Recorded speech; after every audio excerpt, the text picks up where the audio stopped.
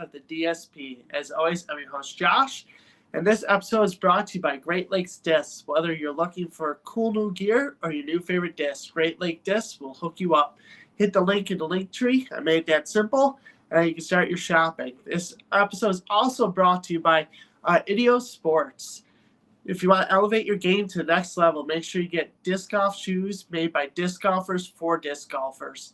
I've also made it pretty simple. Hit the link in the link tree as well and use the discount code disc.seeker to save some money on your next purchase. Without further ado, I'll let my guest introduce himself, where he's from, and where his disc golf journey actually begins. Yeah, thanks very much, Josh, for having me. Thank you all for tuning in. My name's Joel Freedman. I'm from Loveland, Colorado. And yeah, my disc golf journey began with a high school buddy. I believe it was junior year of high school. This would have been, 14 years ago, 15 years ago. And his name was Connor. He walked up to me and said, "Hey, man, have you ever heard of disc golf?" I said, "I've heard of it. I've never played it." He said, "Me too. It always sounded fun to me." I said, "I agree." And then next thing you know, we went to our local disc shop, the only one we knew of in the area, picked up the fastest discs we could find. I got my Boss and he got a Destroyer or something like that. And then, we were just instantly hooked. We played almost every day that whole summer. That was leading right into summer. And so we just instantly became addicted. And then it was just off and running from there. That's super cool. So, how long did you guys mess around playing before you guys found out that there was tournaments and leagues? Absolutely. Yeah. I got deep into it way before I knew there was any sort of organized disc golf. So, I had probably played for, I'm going to say 2.5 years. And I was that guy who showed up to the course on a Saturday. I was ready to play my round. And there was that sign in the grass that said "Tournament in progress," course closed. And immediately I started scrambling. I was like, "Yeah, where's the registration table? I want to sign up. I want to play this tournament." And of course, I found out registration was closed and all that. But yeah, I got pretty deep into it before I even competed. So that's pretty cool. Do you remember when your first ever tournament was and what that felt like entering into it? Yeah, unforgettable. I mean, I think we all remember our first tournament, right? So for me, again, it was I had never been a part of a league. Honestly, in my area, Loveland, that specific town that I grew up in, doesn't really have much of a disc golf scene. So I was really me and a couple buddies. Once I got into college, we had a course on campus, and there was a little more of a disc golf presence in Greeley. That's where I live now. But all I'm trying to say is it was just me against the world. And so I found out there was this tournament in a nearby city, and it was a C tier, and I didn't know anything about any of it. And so I went on PDGA website and I looked into okay, what makes me professional, or what makes somebody how do I determine how good I am, right? And I was used to watching YouTube coverage of Paul McBeth, Nico LaCastro, Will Schustrick, and Feldberg and all this, and I'd watch them play and I'm like, I think I can kind of do what they can do. And especially with a little bit of practice and whatever. And so I signed up for MPO and jumped in on this C tier. I paid my entry fee and I was like, hey man, that was $50. I better make good on this $50. And so I practiced that course so hard for every day for a month and a half leading up to it. Met some locals along the way. And I remember in the practice round, it was a couple days before the tournament, this guy looked at me and he was like, "Hey, you're pretty good, kid. What do you think what's your goal? What are you expecting to shoot?" And I was like, "Well, my practice rounds are anywhere from 12 to 14 down. And so I would hope to shoot 10 to 12 down in the tournament." And he's like, "Oh, dude, you're crazy. That tournament golf's different." I'm like, "We're playing the same course, right?" And he's like, yeah, but it's just wait. And so round one comes, I shoot 9 under. and it was a 10-24 rated round, and Oh, I was wow. in the lead. And so it was like that was the beginning of my like competition in disc golf. Of course, round two, I shoot like much worse, and I lost the lead and all that. But still, it was like it was a heck of a start. So Yeah, that's impressive. Like a 10-24 rate right from the get-go. That's crazy. yeah. So, did you do any sports before disc golf, or is this just did disc golf just kind of come natural to you? Yeah, I think I've always been athletic.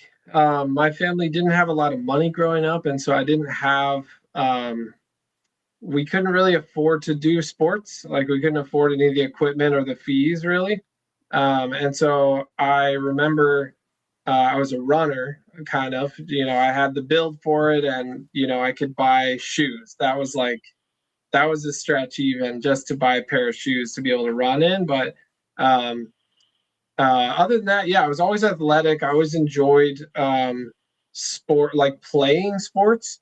But really, my family is a family of artists. Like I come from an art background more so than a sports background. So like, this sometimes I hope whatever. Hopefully, I won't lose a bunch of fans saying this, but sometimes the Super Bowl would just like come and go without me even knowing about it. Like my family, that was just kind of like again, we were just an art family. And so my family, my parents both, were painters. My dad designed cards for Hallmark, Hallmark. Ooh. He did that for a while. Anyway, so my theory is that I spent a decent amount of time on stage as a kid, singing, acting, like in plays, musicals, or choir concerts, or whatever it is.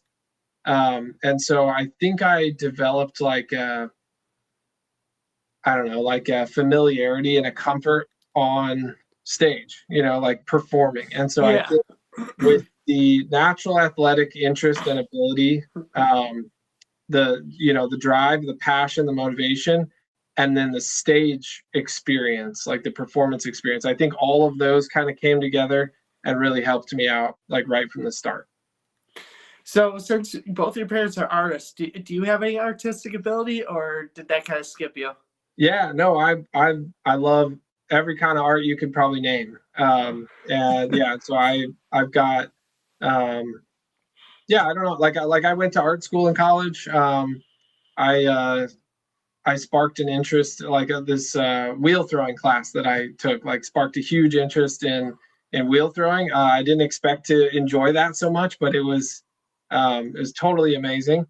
Um, but yeah, I mean, I think where I shine the best as an artist is probably just pen and paper. Like I just like ink. I'm a detail guy, and so I like hyper realism. That I have a lot of fun with hyper realism and crossing and hatch, crossing and cross.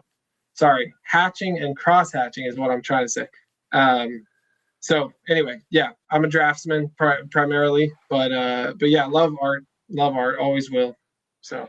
Yeah, my mom's an artist, and her artistic ability skipped me completely. I can't draw anything, and she'll Yeah, like just freehand like animals. Like she'll just go to the zoo, yeah, she'll like look at an animal and she could just sketch it perfectly. that's incredible. That's Yeah. awesome. Yeah, I'll never forget kind of like moments throughout my childhood.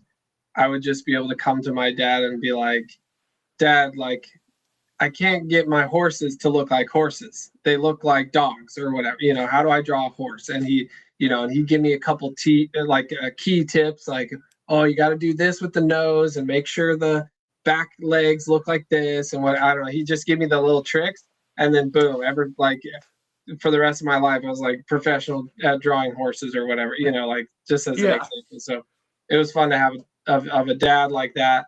But then my mom was like just as skilled, and so anyway, just super fun for a kid. Yeah. Yeah. After the show, I'll definitely share my mom's website to you so you can check out Perfect. her Yeah. artwork. It's phenomenal. It's mind blowing. And Awesome. then Yeah. I and look then forward to yeah, and then you got me who can't even draw stick figures. it. There you go. So in your current like where you live currently, what's the disc golf scene like, and do you compete at all in your local scene, or you just kind of like keep away from it? Sure. Yeah, in Greeley, it's kind of there's not a lot going on. It's kind of this small pocket of um, excuse me, maybe like 15 to 30 guys.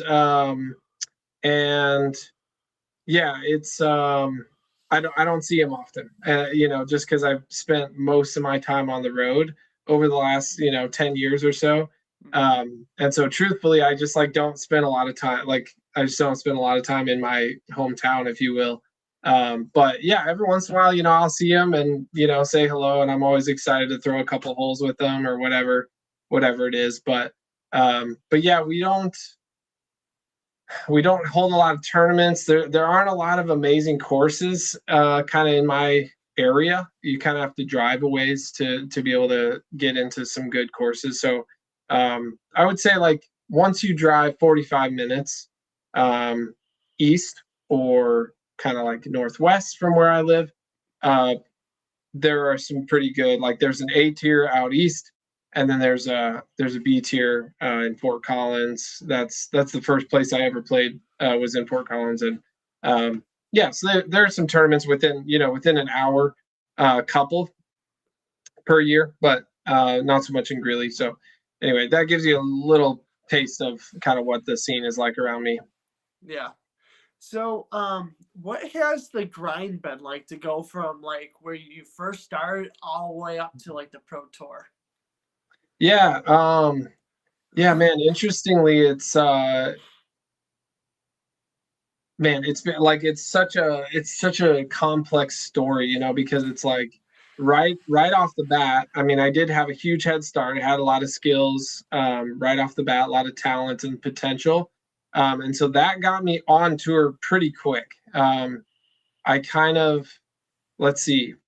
I started September 2015 was basically like when that switch flipped, where I started playing tournaments like on a regular basis, like a lot of disc golfers do. And so at that point, I spent basically 2 years touring inside of Colorado primarily. And then I made a couple trips. Like I'd play the Memorial, I'd play Glassblown Open in Emporia. Um, and so I'd squeeze in a couple big tournaments a year just to kind of get my feet wet and kind of get a feel for how my skills kind of matched up to other pros.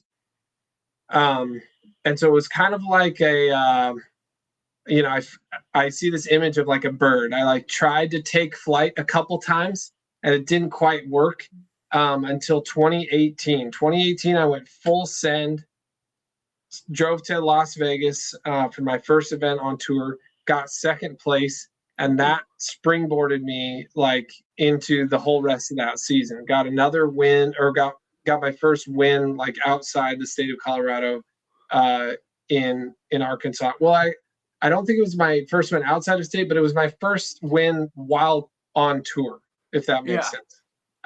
So it wasn't just a trip; it was part of my tour, and I won. So that felt special and felt different. Um, and it was against a pretty good field of like names that I knew and like recognized, and so that was a different feeling as well. Um, but yeah, 2018 just took off. Got a promotion from Innova. Got my first Tour Series disc, and things really started like taking shape from there.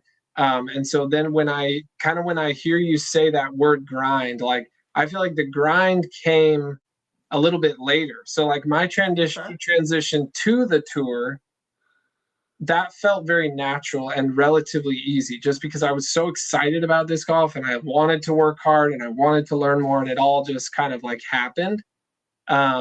Whereas to the toughest, I feel like one of the toughest aspects of like the tour lifestyle, or the what it is to be a touring pro or whatever, is that unless you win every weekend, you're never satisfied.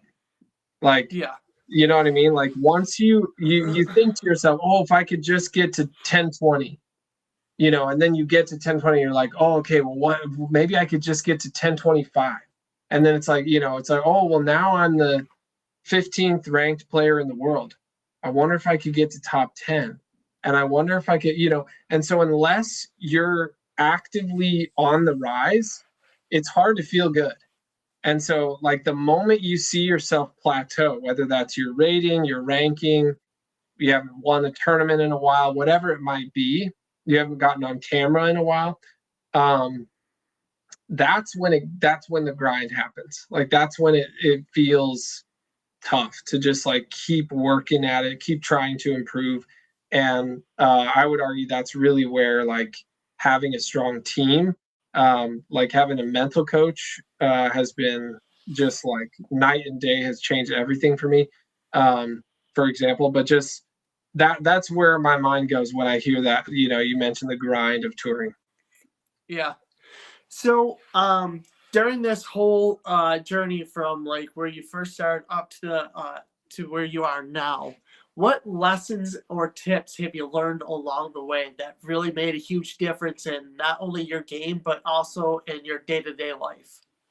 Yeah, huge question. I mean, it's like it's nonstop, really. It's like, I mean, I could give you one of any 200 answers. You know what I mean? Like, so it's like there were little things like treat every shot as its own challenge. Like, it doesn't matter if you're putting for a double bogey or an eagle. Like, you got to try to compartmentalize every shot. Just do your best, step up to the shot and do your best. There are other things just like don't be afraid of nerves. Like, know that increased heart rate means increased blood flow, which means increased mobility, increased strength. Like, so that's your body, that's your biological way of your body, like helping you, like sending the reinforcements. Like, that's your brain saying like, hey, this is an important moment. Like, let's give it our best. And so it's not a bad thing to like get nervous or feel your heart racing. You got to learn to like enjoy it and invite it. So just, I mean, like I said, I could go on and on, just all the lessons. The biggest one for me has been learning to give myself grace, just not to beat myself up so much. Like, that's what I have become notorious for, and it's something that I've had a really hard time learning not to do. And so, one of my more recent lessons, just in the last, I don't know, month or two, has been learning that just because I play bad doesn't mean I actually did anything wrong. Like, I used to think that's for sure the case. Like, obviously I'm doing something wrong, otherwise I wouldn't play so bad. But it's like, you know what? Sometimes you put in the work, you put in the time, you're in a good mental space, you stick to the process, you're staying present, you do a great job, and you still just don't get the result. And that's like, you have to develop a level of comfort with that and know like, hey, I got to separate the process from the result. And if I'm happy with the process, Yes. then I got to just take that as a win, regardless of how it pans out. So. Yeah, for me, like I had to seek a sports psychologist to help me out, and she literally had to teach me how to separate my value is not the result. Yeah. And like that was huge for me because like when I was struggling tournaments, I'd constantly be very relentless on myself, like, oh, I'm terrible, I suck, this is terrible. Yeah. And then it just took forever for me to develop I'm not my result. And it just definitely made a huge difference. Yeah, and it's tough. Like, it's always a balance because you want to keep the drive. Like, you want to keep grinding and like working to improve and so staying motivated, but not keeping that motivation, like the source of that motivation coming from negative. Like, it can come from other places. So yeah. So have you found a little extra joy in like a round that you're struggling lately, or? Absolutely. Yeah. It's I mean, my first round of the season was, I guess it would have been 2 Fridays ago. and I shot some atrocious, number. And so the result was like it was really terrible. I mean, it was like 1 out of 10. Like it was just Mm-hmm. the worst level that I have. And yet I walked off the course with, I mean, feeling pretty good. I was like, you know what? Like the result was awful, but like I was pretty happy with I mean, I shouldn't even say pretty happy. I was happy with the attitude that I brought. Like I stayed in a good headspace. I kept like putting my best foot forward and giving it a good effort. And so it just didn't bother me that much that I like played so bad, like got such a bad score, because it was like, you know what, like I did a lot of things really well, and I know that that's going to end up yielding the results in the long term. And so I'm just like, I'm not as anxious for the results. Like I know they'll come. So Yeah, now you got a perfect building block for the next tournament. yeah. Yep, that's awesome. So when you do field work, how do you do like your field work? Is it like set drills, or do you just go out and just throw and see what each disc does? Yeah, it totally depends. Honestly, depends on what I've been struggling with.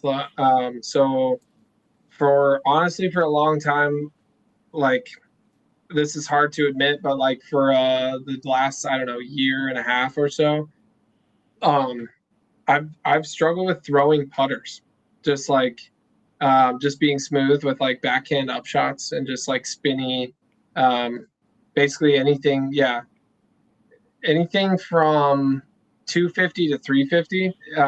For me, if that's a backhand putter, I just been missing my line, missing my angle, and whatever. So I can just tell you as an example. Next time I go to the field, I'm just going to be out there throwing putters. I'm going to be throwing a bunch of putters. I'm going to be trying slight hyzers. I'm going to be trying flat. Just practicing hitting lines and all that. It can totally depend. If I'm trying to condition, like if I haven't played a lot of rounds lately, then I'll do like a progression where I throw 70% shots and I'll throw 80. I'll throw 80 shots at 70%. And then I'll come back 2 days later and I'll throw 80 shots at 85%. And then I'll come back 2 days later and I'll throw 80 shots at 95%. And that can help me to go from like a break from touring to transition back onto the tour.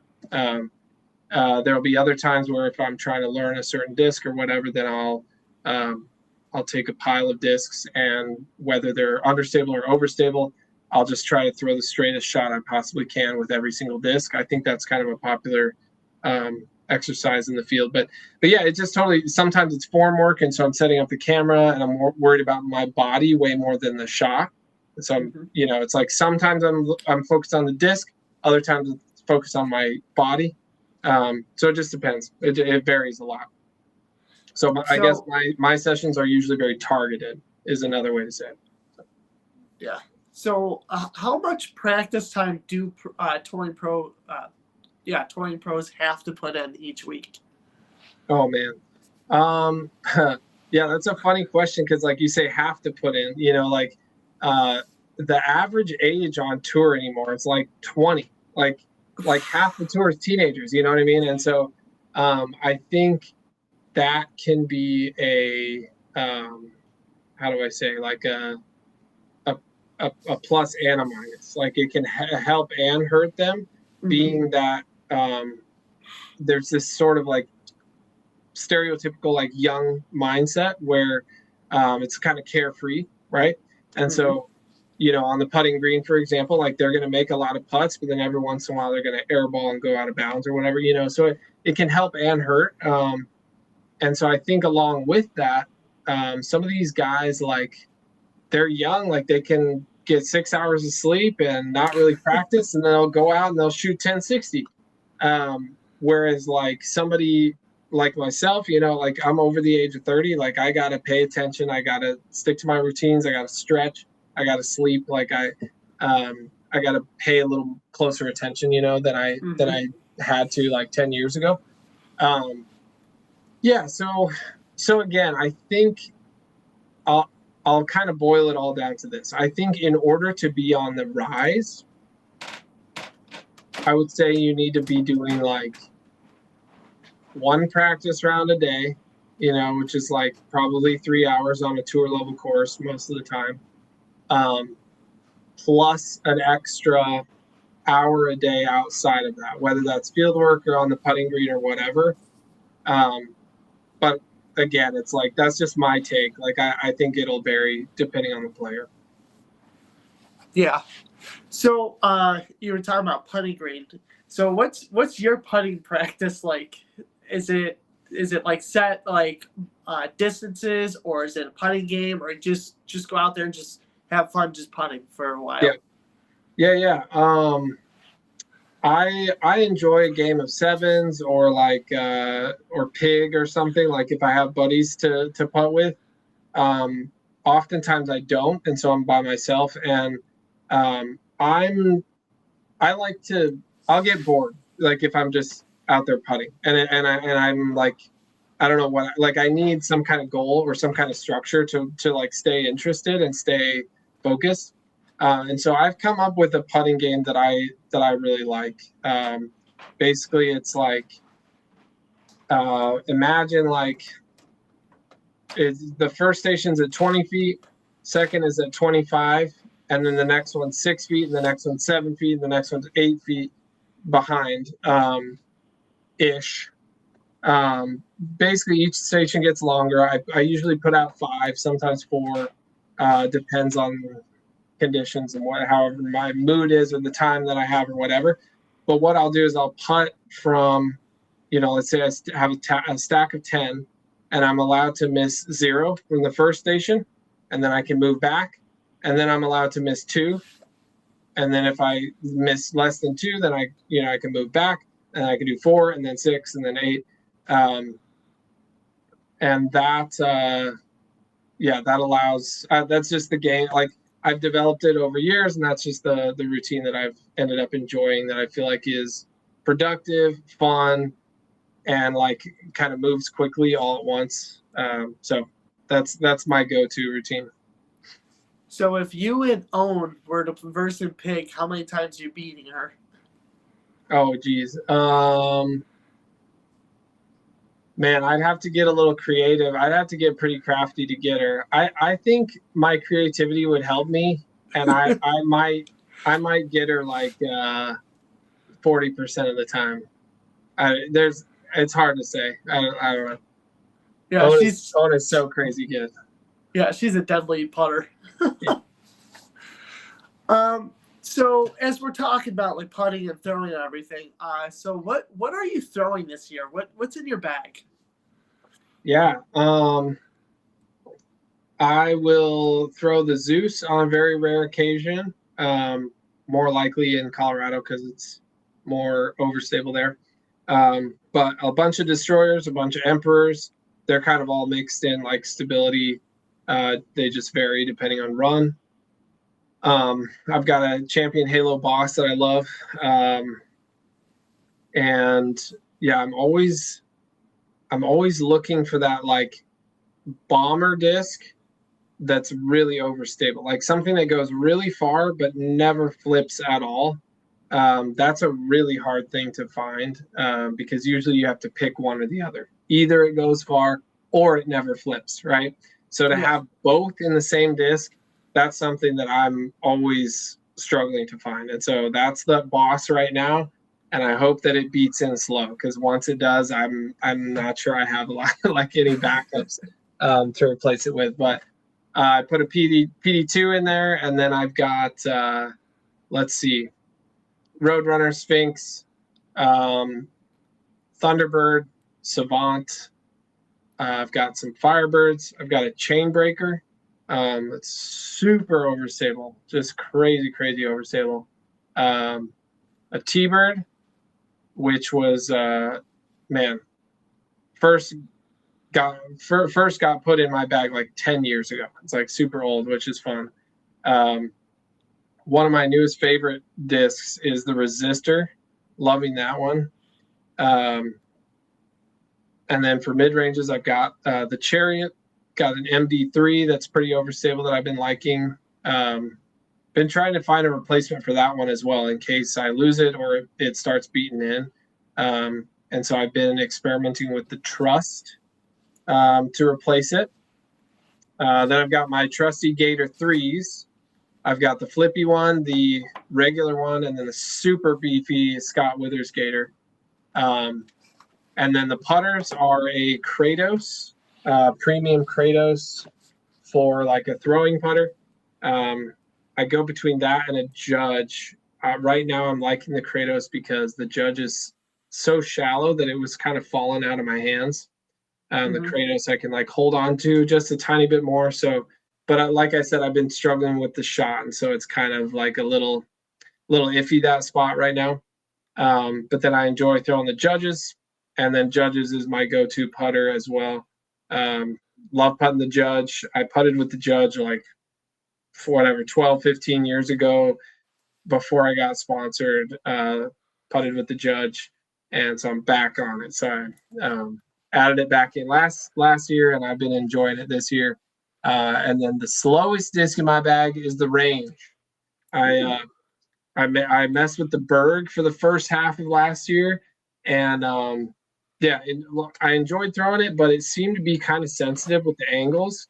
I would release it flat and it would act overstable, and I release it on Annie and it would act very understable. And so it was like when I finally tried the Range, I was like, oh, this is what I wanted the Berg to be this whole time.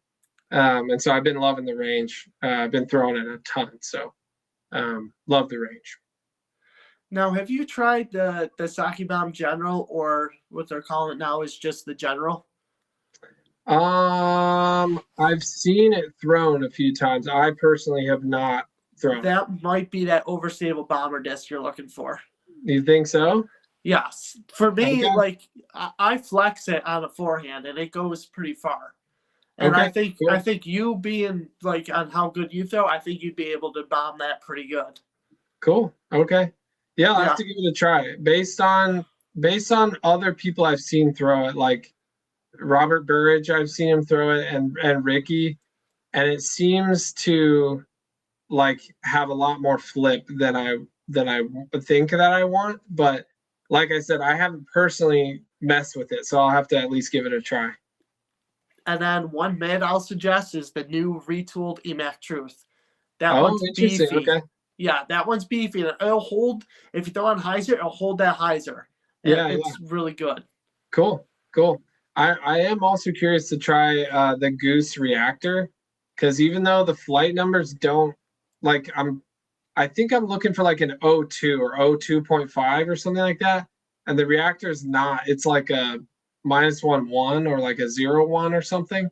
But I feel like it's more overstable than the flight numbers kind of say. But again, I haven't ever owned one, so I have a little bit of experimenting to do with a couple of those. Yeah. Are you forehand approach or backhand approach? It depends on the situation, but I'm definitely more comfortable with a forehand. Okay. Have you ever tried approaching with an anvil before? VIP plastic?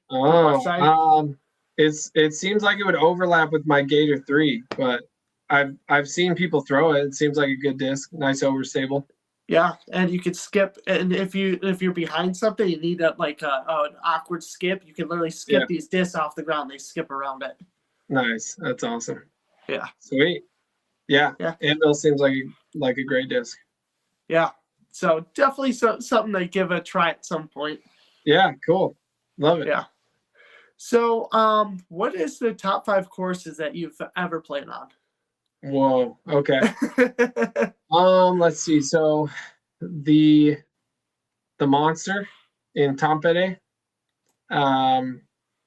Maple Hill, North Boundary Park, outside of Pittsburgh. Let's see.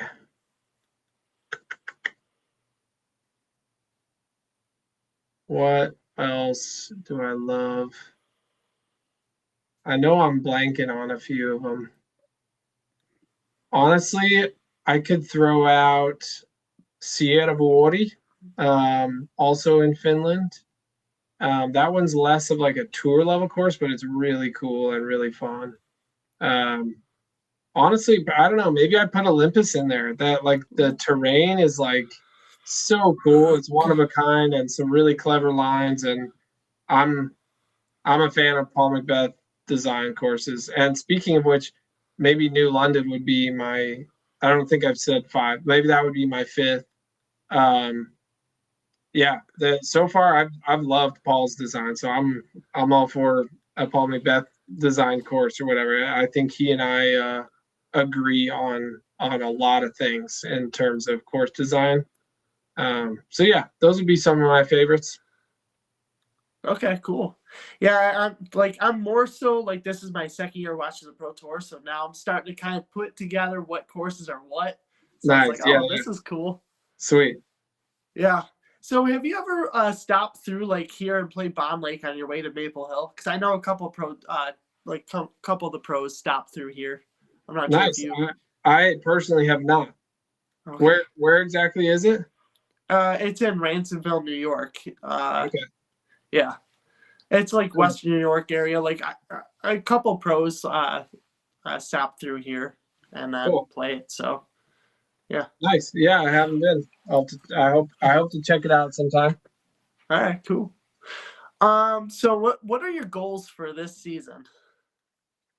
Yeah, wow. I mean, that's like, there are so many and yet so few. Like, uh, I try to I try to limit it. Like, I try to keep my goals, kind of like we were saying, like less result oriented and more process oriented. So, my goal would be to work hard. My goal would be to, um, to putt 6 days a week. Like, my goal would be to, um, increase my stats by 1% or more from what they were last year or 2 seasons ago, since I didn't really like tour much last year.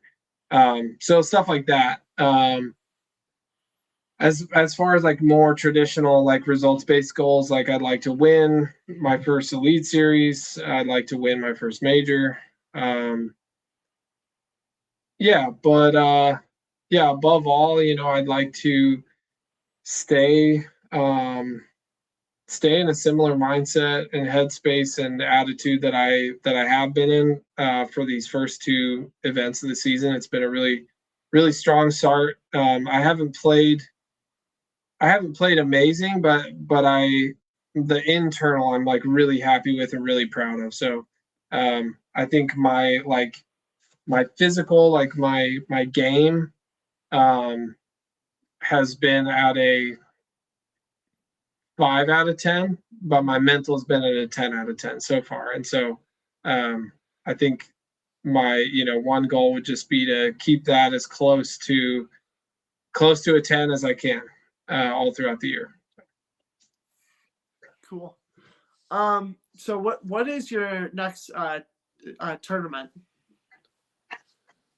Yeah, I'll actually spend another week here in Florida, and I'll play Throwdown the Mountain at Olympus. Ooh. So I just figured like if I get an extra week, a little less travel, a little less mileage on my vehicle and everything, and why not just stick around and play one of the best courses ever.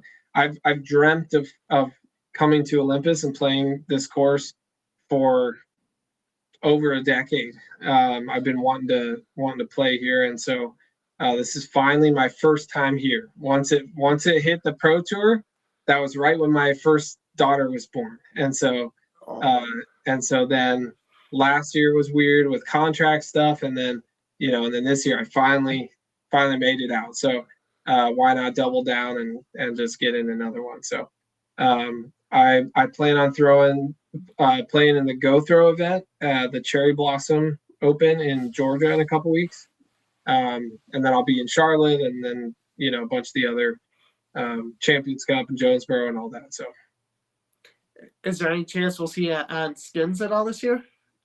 I hope so. Yeah, why not? Yeah, that'd be cool. Absolutely. So as we're wrapping this up, do you got any questions for me?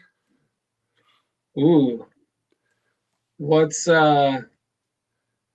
what are your top 3 favorite courses within 100 miles of you?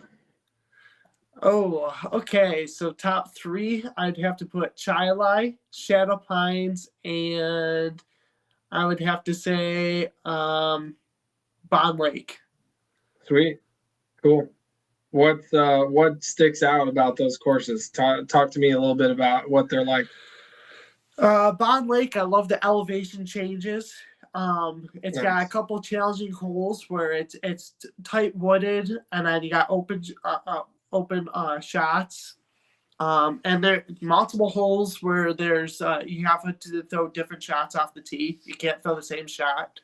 Nice. Shadow Pines, I think, is phenomenal because they took an old golf course and made it to a disc golf course. So Cool. that's really cool. Like just Yeah. the whole concept of that. Yeah. And then Yeah. I love Chilai. That's like my absolute favorite because the fairways are tight and tactical. So Cool. me being forehand dominant with like a flex throw, that it fits my game perfectly. So Cool. That's yeah, awesome.